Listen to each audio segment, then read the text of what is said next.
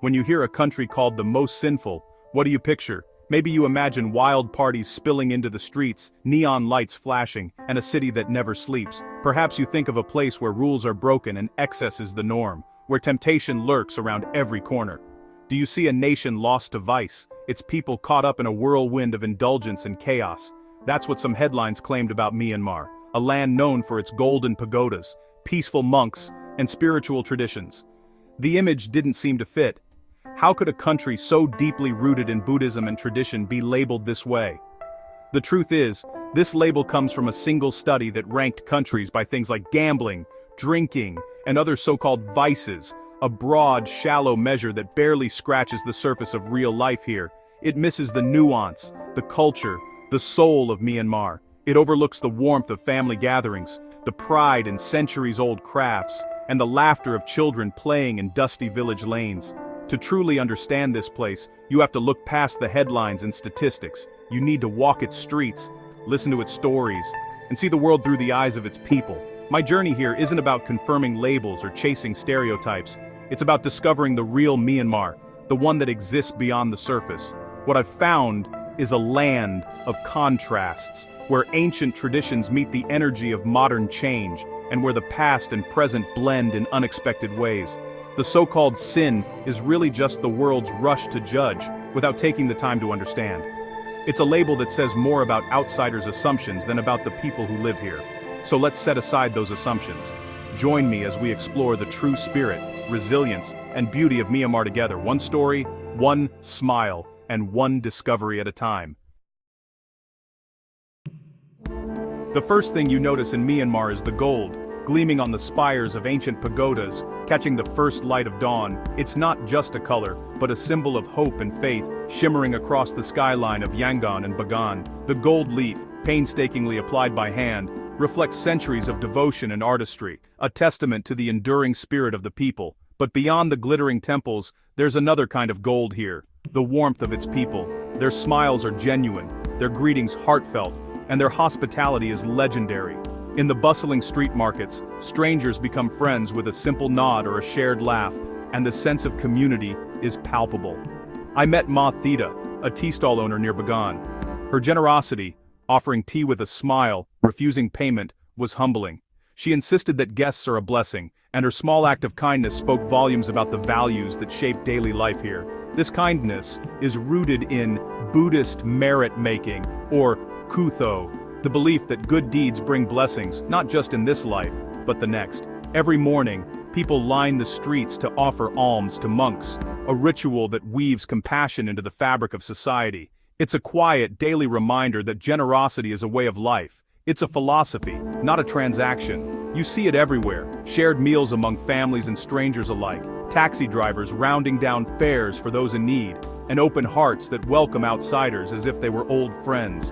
The spirit of giving is not reserved for special occasions. It's an everyday practice, a gentle current that runs through every interaction.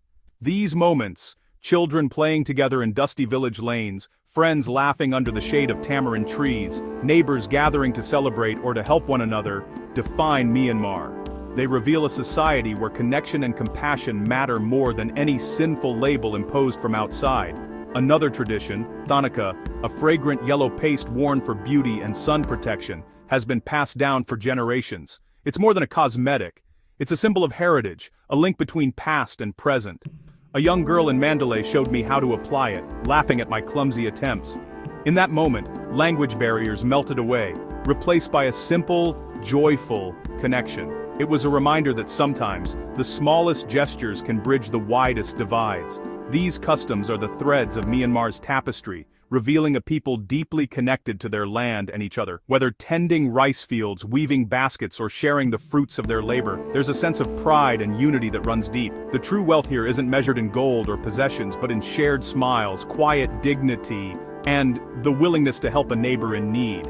It's a richness that can't be bought or sold. No statistic or headline can measure this richness of soul. It's found in the gentle wisdom of an elderly monk, the resilience in a grandmother's eyes, and the peaceful moments of reflection in a monastery courtyard. This is the Myanmar the world rarely sees, a place where daily life is shaped by kindness, tradition, and a deep sense of belonging. Here, kindness is the true currency, exchanged freely and abundantly, weaving a fabric of community that endures beyond the headlines. To truly know Myanmar, you must immerse yourself in its vibrant markets and lively streets, where the air is thick with the aroma of sizzling spices and the chatter of locals.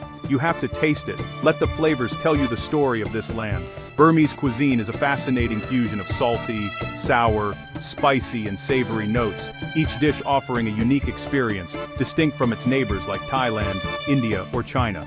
The flavors are bold yet balanced, creating a harmony that surprises and delights with every bite.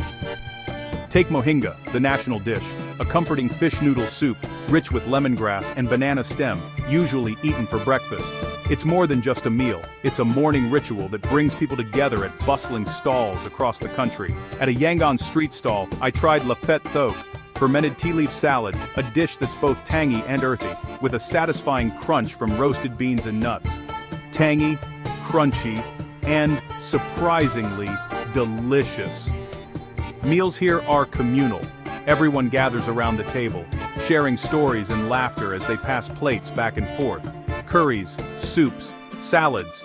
Each dish is prepared with care, using fresh local ingredients and time-honored techniques. And don't miss the vegetables with pungent ngapi dip, a fermented fish paste that adds a bold umami kick to every bite, all meant to be shared, reinforcing the sense of togetherness that defines Burmese dining. The food isn't about overwhelming spice, but about achieving a delicate balance and subtlety, each flavor carefully layered to create depth without overpowering the senses. Eating here is a time for connection, not just sustenance. It's a chance to bond, to celebrate, and to honor tradition. Every meal is a celebration of community and tradition, where generations come together to share food and stories. Burmese food asks you to slow down and savor each bite, to appreciate the care and history behind every dish. It's thoughtful, layered, and deeply tied to the country's soul, reflecting centuries of culture, migration, and resilience. Through food, you discover the heart of Myanmar, a place where every meal is an invitation to connect, to explore, and to be surprised. Nightlife in Myanmar isn't wild, it's warm and communal. Yangon's beer stations are open-air spots where locals gather after work, sharing cold beer and conversation. On 19th Street in Chinatown, the air is thick with barbecue smoke, laughter, and the clink of glasses. It feels more like a street festival than a party, families, friends, and travelers all together. The city is changing, with new cocktail bars using local flavors, but even these are about conversation, not chaos. Nightlife here is about connection, not excess. The joy is in shared stories, not losing control. Yangon's evenings invite you to listen, not shout. It's a gentle, uniquely Burmese rhythm. Here, a good time is measured in smiles, not decibels.